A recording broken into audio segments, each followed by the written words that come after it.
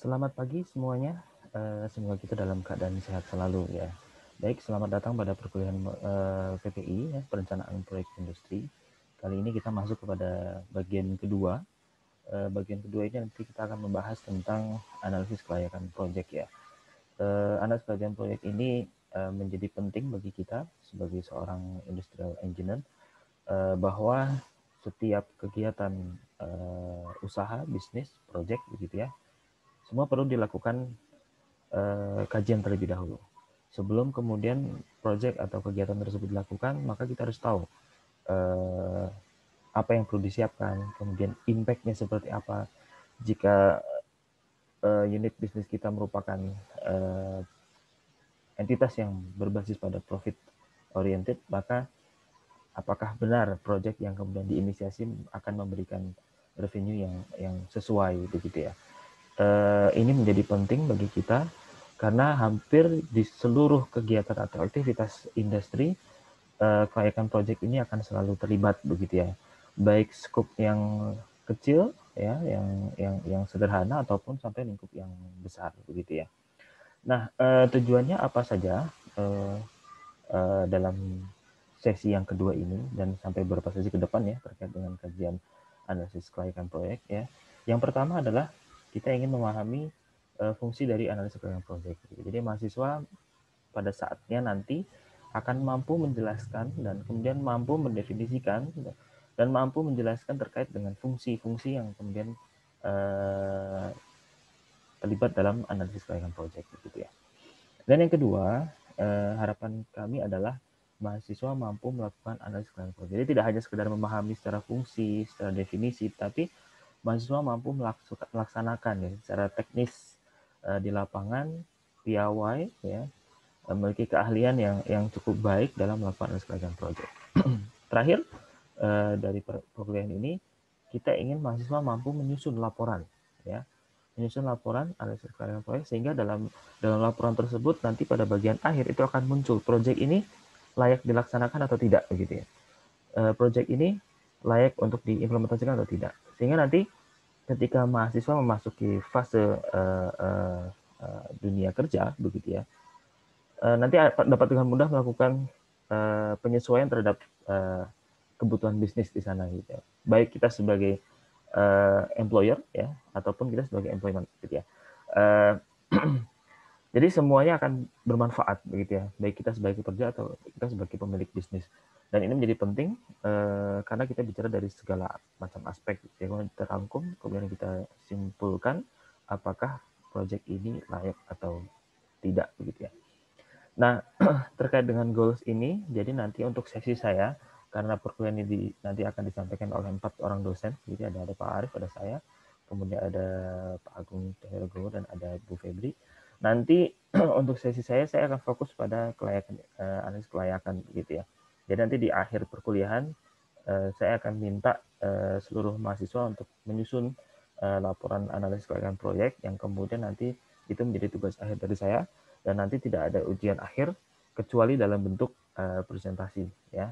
Jadi nanti akan saya buat kelompok dalam praktikum ya, kemudian akan saya berikan modul begitu ya, dan setiap modul itu nanti dapat diselesaikan, dan nanti setelah modul itu selesai nanti akan selesai dalam bentuk laporan analisis kelayakan. Baik, selanjutnya jadi pertanyaan yang pertama adalah kenapa harus melakukan feasibility study? Kenapa harus dilakukan analisis kelayakan?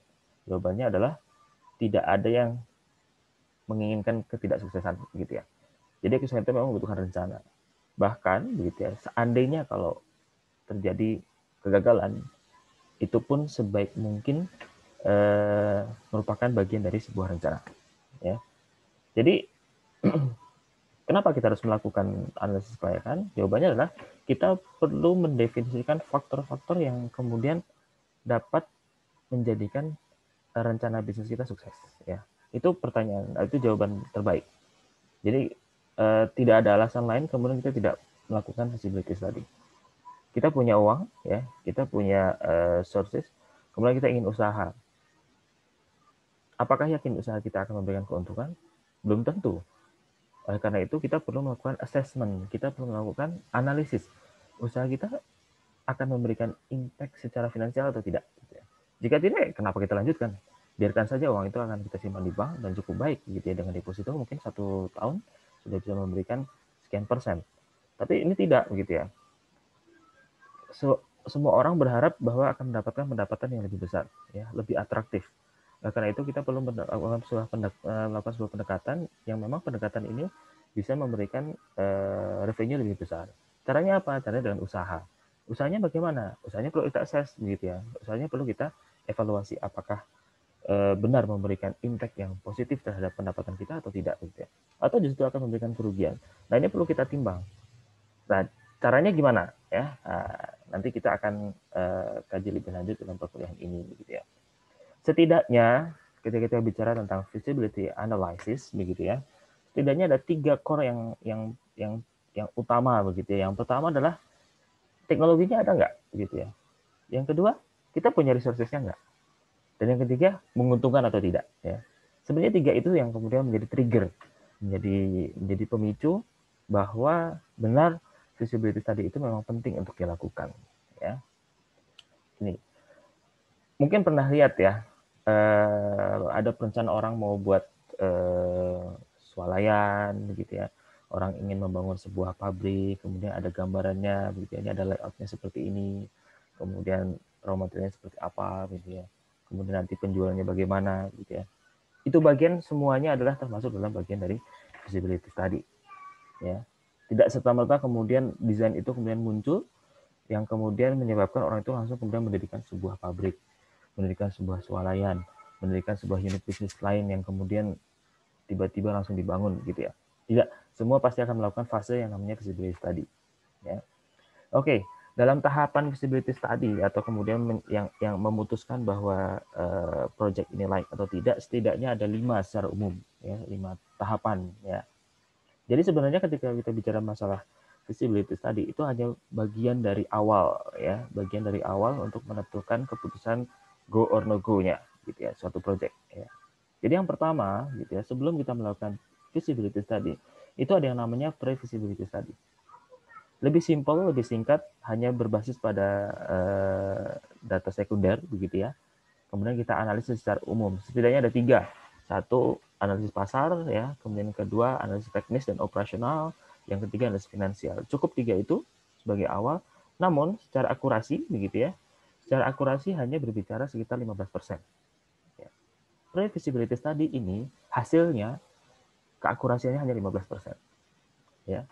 Untuk peningkatan keakurasiannya perlu ditingkatkan menjadi feasibility study, ya.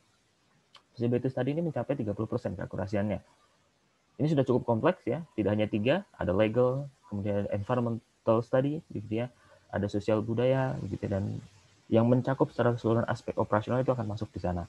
Tetapi berdasarkan hanya pada feasibility study, investasi dalam suatu project itu belum bisa dilakukan, ya, karena sifatnya masih general, belum teknis bisa dilakukan, ya. Selanjutnya, setelah melakukan feasibility study, teknologinya sudah jelas, finansialnya sudah jelas, ya, bahwa ini layak untuk dilakukan, masuk ke fase berikutnya untuk menyusun yang namanya FEED, ya, atau FEED, panjangan dari Front End Engineering Design. FEED ini adalah penjelasan secara teknis, begitu ya, bagaimana kemudian proses produksi itu dapat dilakukan.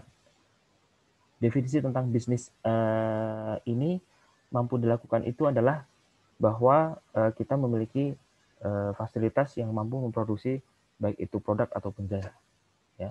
Dan ini dijelaskan dalam bentuk gambar teknis, ya, gambar desain yang detail, ya, gambar yang detail, walaupun detailnya masih tidak terlalu detail, begitu ya. Setidaknya ini mampu menjelaskan bahwa bagaimana proses produksi itu dapat dilakukan, begitu ya. Ini keakurasinya sampai 50%, ya. Ini biasanya yang mampu mengerjakan adalah orang-orang teknik kimia, begitu ya. Kalau kita bicara masalah food industry, ya, atau agro industry, ya, sifatnya produk, ya.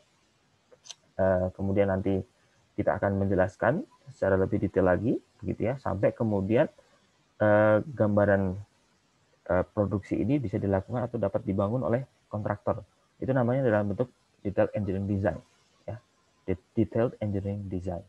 Detailed engineering design-nya lebih detail lagi, akan muncul dokumen, ya, muncul dokumen yang isinya sangat teknis sekali, sehingga ketika kontraktor akan membaca buku tersebut, dia mampu untuk membangun pabrik tersebut. Kira-kira seperti itu. Ini namanya detail engineering design. Setelah DID ini selesai dibentuk, ya, selesai disusun, kemudian tahap akhir, begitu ya, yang kemudian memastikan bahwa proyek ini dapat dilakukan, yaitu adalah ada yang namanya FID atau Final Investment Decision, begitu ya. Ini sifatnya komunal, ya, akan ditentukan oleh Dewan Direksi, ya, atau BOD, Board of Director, kemudian dikonsultasikan kepada BOC, ya, Board of Commissioner, yang kemudian nanti akan membicarakan bahwa proyek ini akan dilanjutkan atau tidak. Di sana sudah lengkap, ada analisis pasarnya, analisis teknikalnya, bahkan sampai akan dibangun pun sudah kelihatan detail harganya berapa, begitu ya. Karena kalau waktu pada saat feasibility study, gitu ya, semuanya masih estimasi. Membangun pabrik itu estimasinya berapa, begitu. Misalkan sekitar 100 miliar, begitu ya. Sementara pada saat sudah memasuki detail engineering design, mungkin 100 miliar sudah tidak berlaku, ya. Karena umumnya memang proses analisis ini berjalan sekitar 2 tahun biasanya. Kalau mau di-price 1 tahun oke, tapi pada umumnya biasanya 2 tahun. Gitu.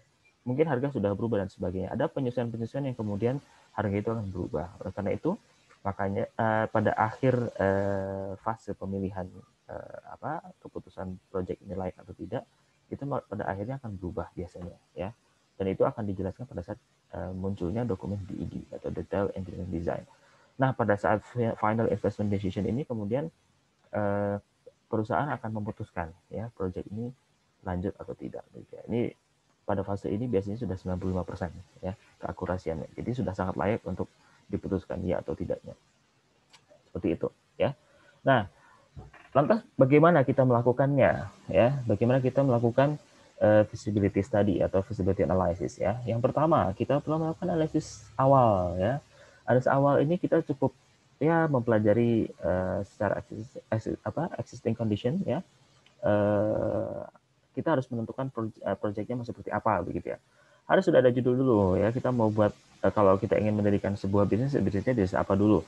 Kalau kita akan melaksanakan proyeknya proyek apa dulu, gitu ya.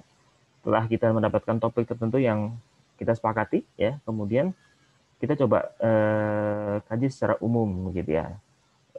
Baik mungkin dari media massa, begitu ya. Kemudian respon masyarakat terkait dengan ide tersebut, begitu ya. Setidaknya kita punya gambaran bahwa program kita, ya, project ini atau bisnis ini memiliki potensi untuk dikembangkan, ya. Selanjutnya kita perlu menjelaskan projected income, ya. Jadi kalau project ini dijalankan, ya paling tidak ada income yang masuk berapa per bulannya atau berapa dalam 1 tahun. Kemudian life project-nya berapa lama? 5 tahun kah? 10 tahun? 30 tahun? Ini harus definitif, begitu ya. Kemudian kita harus melakukan market survey, begitu ya. Jadi kita tidak hanya sekedar bisa mengandalkan data sekunder, tapi kita harus melakukan data primer dalam bentuk market survey, begitu ya. Kita datangi calon customer kita, begitu ya.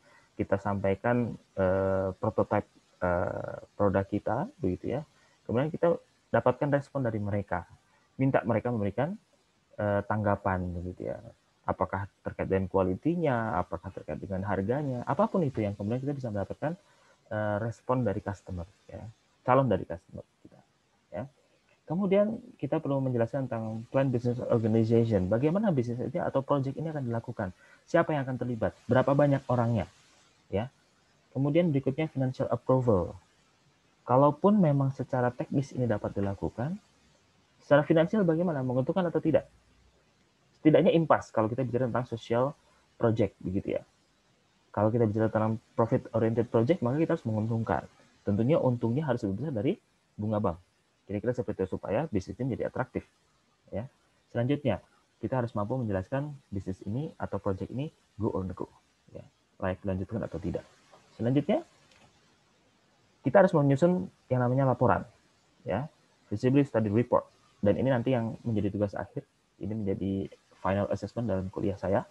Nanti saya minta semua mahasiswa untuk menyusun ini, walaupun bentuknya kelompok, begitu ya. Karena kalau disusun sendiri ini menjadi berat, ya, cukup berat sekali. Disusun dalam bentuk kelompok, tapi kemudian asesmennya akan dilakukan secara oral, ya, melalui presentasi, dan ini akan dinilai secara personal. Pertama, sistematikanya adalah executive summary, ya, kemudian description of product atau services, ya. Jadi produknya apa yang kita tawarkan, ya, servicesnya seperti apa, gitu ya. Selanjutnya ada pertimbangan masalah teknologi. Kita akan gunakan teknologi yang seperti apa, ya. Kemudian kita akan bicara marketplace, kita akan menjualnya di mana, kemudian marketing strateginya seperti apa, ya. Kita akan gunakan strategi yang seperti apa. Selanjutnya staffing, ya. Kita membutuhkan orang yang seperti ini, seperti itu. Jadi akan jelas job desk dan job spec-nya seperti apa. Kita butuh berapa orang, juga manpower-nya dari mana, biar jelas. Kemudian scheduling. Bagaimana kemudian dari mulai perencanaan sampai kemudian implementasi, gitu ya, sampai project itu dapat dilakukan. Atau dalam bahasa industrinya sampai commissioning, begitu ya. Sampai project itu betul-betul dapat dioperasionalkan dan kemudian bisa berjalan dengan baik atau istilahnya running well, ya. Kemudian terakhir adalah financial projection. Kita mampu memberikan proyeksi terkait dengan finansial. Jadi tidak sekedar kemudian oh ini layak, kita menguntungkan, tapi kemudian bagaimana cash flow-nya?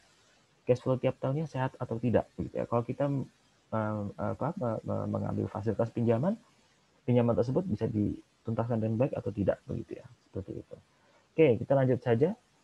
Selanjutnya apa? Setidaknya ada 5 hal yang kemudian harus kita lakukan, gitu ya. Yang pertama adalah analisis pasar, gitu ya. Yang kedua aspek legal, ya. Yang kemudian ketiga adalah aspek teknis dan operasional. Yang kelima adalah analisis finansial dan terakhir adalah analisis sosial budaya. Ini adalah 5 hal yang kemudian secara umum sebaiknya dilakukan pada saat melakukan feasibility analysis, ya. Baik. Pada saat kuliah saya nanti akan kita bahas semuanya, ya, kelima hal tersebut, tapi untuk hari ini kita akan fokus pada analisis pasar. Langsung saja. Sebelum kita memutuskan market analysis, begitu ya. Yang pertama adalah important role-nya adalah kita bicara tentang idea selection, ya. Kita sebelum melakukan kegiatan analisis finansial, begitu ya, kita perlu memutuskan produk apa yang kemudian akan kita angkut, gitu ya.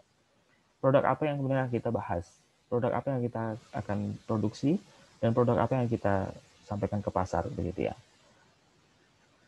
Ketika kita bicara masalah projectnya apa, kita harus jelas, gitu ya. Nah, caranya adalah kita harus melakukan seleksi terhadap ide-ide kita, gitu ya. Clue-nya adalah kita melakukan brainstorm, ya. Kemudian dari hasil brainstorm itu kemudian kita scoring, gitu ya. Jadi kita mendapatkan ide yang terbaik yang kemudian bisa kita pilih sebagai salah satu alternatif project atau alternatif bisnis, gitu ya. Oke, yang pertama yang perlu kita lakukan dalam analisis pasar adalah kita melakukan analisis karakter pasar, begitu ya. Ada 2 hal, begitu ya, ada yang sifatnya kuantitatif, ada yang sifatnya kualitatif, ya. Yang sifatnya kualitatif ini bicara tentang data numerik, gitu ya. Ini kaitannya dengan customer needs, ya. Kita mendapatkan informasi dari calon customer kita sebetulnya kebutuhan mereka itu apa sih, begitu ya, keinginan mereka itu seperti apa, ya. Semacam customer preference lah, ya.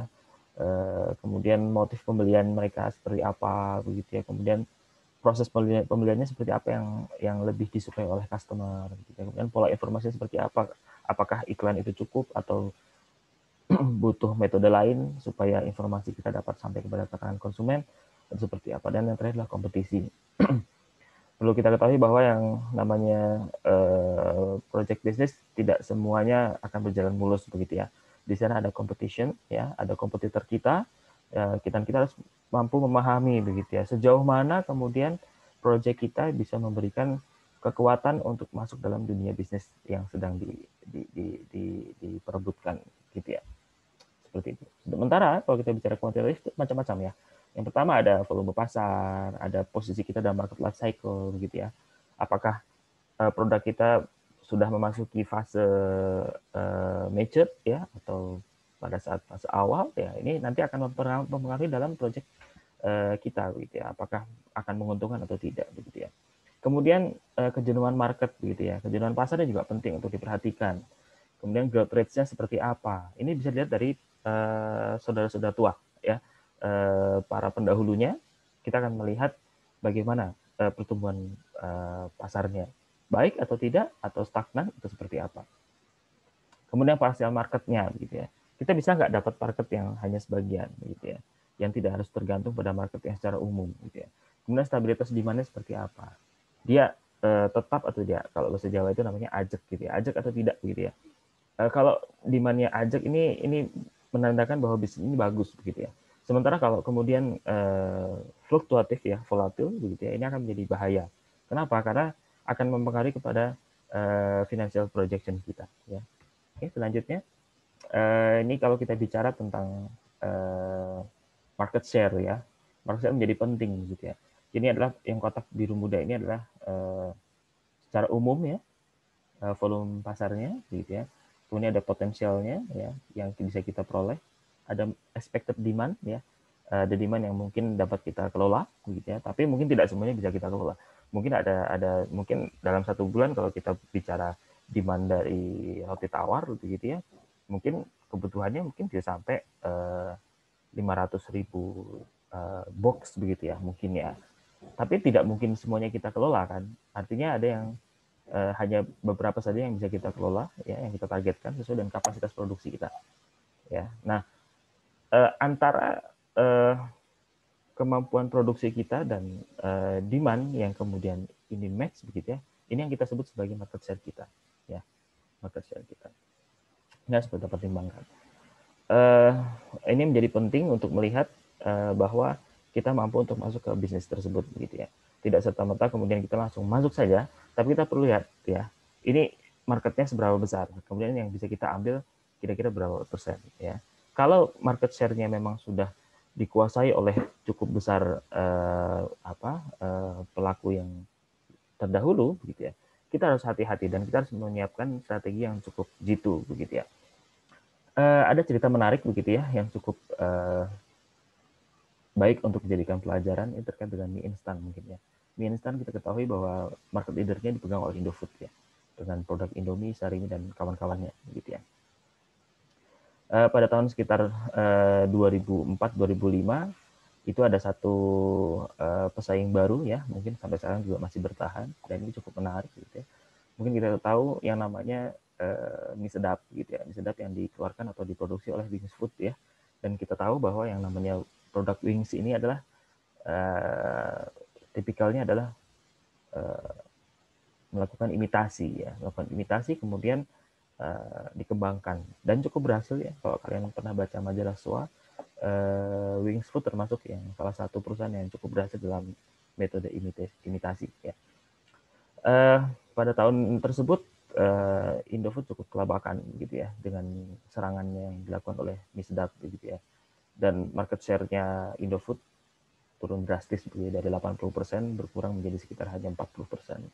Panik ya yang dilakukan oleh Indofood cukup panik gitu ya. Bahkan Indofood melakukan pengorbanan terhadap salah satu merek ya, ada Supermie itu untuk menyaingi mie sedap gitu ya. Dulu ada yang namanya super mie sedap. Kalau mie sedap itu A-nya cuma 2 ya, kalau kalian perhatikan nanti silahkan cari di internet, ada super mie sedap A-nya banyak begitu ya. Ini untuk merebut pasar yang sudah diambil oleh mie sedap begitu ya. Tidak kehabisan ide ya, teman-teman di Indofood kemudian melancarkan semacam business intelligence begitu ya. Kemudian yang dilakukan adalah membeli besar-besaran mie sedap gitu ya. Jadi memang high cost, tapi kemudian ini cukup berhasil strateginya. Mie sedap di pasaran itu dibeli gitu ya, entah oleh siapa gitu ya, tidak teridentifikasi. Tapi indikasinya adalah dilakukan oleh Indofood gitu ya. Sehingga ada 2 senjata yang dilakukan oleh Indofood. Yang pertama adalah mie sedap merasa merasa happy dengan bahwa marketnya responnya positif gitu ya. Ini semu ya. Dan yang kedua, ternyata dengan dibeli habis begitu ya, ini menjadi peluang keuntungan bagi mie sedap hilang gitu ya. Kenapa? Karena ada kekecewaan bagi customer begitu ya. Ketika datang mencari mie sedap, ternyata di toko ya di swalayan itu tidak ada. Ya. Jadi kehilangan pada posisi peluang untuk dibelinya produk begitu ya. Dan ini menyebabkan market share-nya mie sedap turun lagi gitu ya, dari hampir 30% turun menjadi sekitar 15%. dan itu bisa bertahan sampai sekarang, walaupun naik tapi relatif kecil gitu ya. Tetap hanya bisa bertahan sekitar 20% sampai 30% itu sudah maksimal. Tetap Indofood yang nomor satu. Ini case yang menarik kalau kita bicara tentang market share ya. Jadi menjadi penting untuk kita perhatikan dalam sebelum melakukan suatu project ya, kita harus perhatikan market share seperti apa ya. Kemudian berikutnya market life cycle ya. Posisi kita ada di mana? Di startup, di growth, maturity, saturation, atau shrinkage ya. Kalau posisinya masih growth itu bagus, lanjutkan projectnya. Pada saat maturity kita bisa dilanjutkan tetapi harus waspada. Kita harus menyiapkan sebagai banyak strategi untuk bisa memantapkan produk itu terus berada pada posisi maturity. Dalam saturation dan shrinkage kalau bisa cari yang lain ya, seperti itu. Selanjutnya ini yang perlu kita perhatikan gitu ya. Ada level tertentu yang kemudian kita menyebabkan bisnis kita menjadi sangat profit gitu ya. Kalau market share-nya kecil begitu ya, atau rendah begitu ya, harus kita perhatikan begitu ya, cost-nya seperti apa begitu ya. Sebisa mungkin memang kita ingin mendapatkan profitability yang cukup tinggi gitu. Jadi pilihannya ada dua gitu ya. Market share-nya rendah ya, tetapi kita punya segmentasi yang cukup besar gitu ya. Atau segmentasinya luas tapi market share-nya juga ikut besar begitu ya. Jadi seperti Indomie ya. Indofood itu dia memilih market share-nya besar tetapi cakupannya luas begitu ya. Dan ini ya perlu kita perhatikan begitu ya. Dan ini perlu kita analisis sebelum kita melakukan